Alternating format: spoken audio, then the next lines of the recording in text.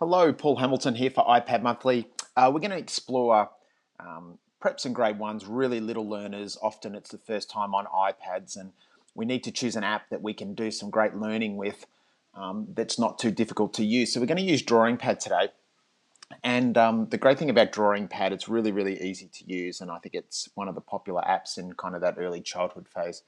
I always teach my kids that little saying of house, house, green. So if they open up in someone else's work, they just press house, house, green, and they can start a new one. So today we're going to explore a story, and the story is a really, really good one about a little hippo that goes for an adventure, and he forgets to kiss his mum goodbye on the way, and he hears and sees all these other animals. So, let me slow down a bit. I'm going a bit fast here.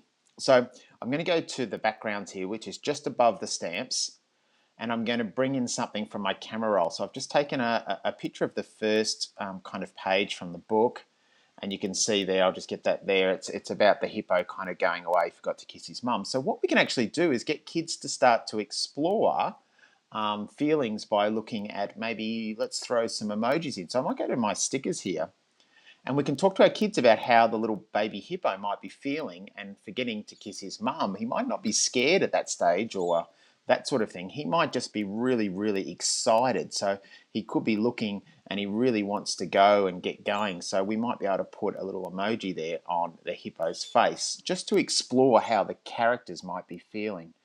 And then it proceeds and it gets a little bit, and we can actually do some drawing there too. You might actually get our students to actually draw something in the scene that you think is beyond the actual text, which is pretty cool. But let's get rid of that. So I'm going to tap on that emoji once and hit the rubbish bin.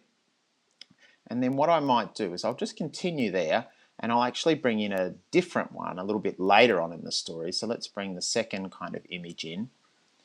And this is where our little baby hippo starts to remember something he'd forgotten to do.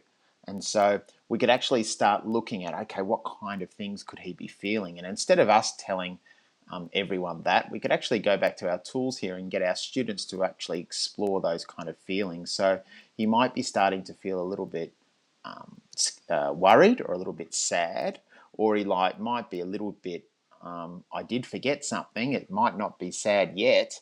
And you can actually explore some of these feelings. I think these are really, really good to do. There's also some pretty cute things here that you can kind of substitute eyes there into the character as well.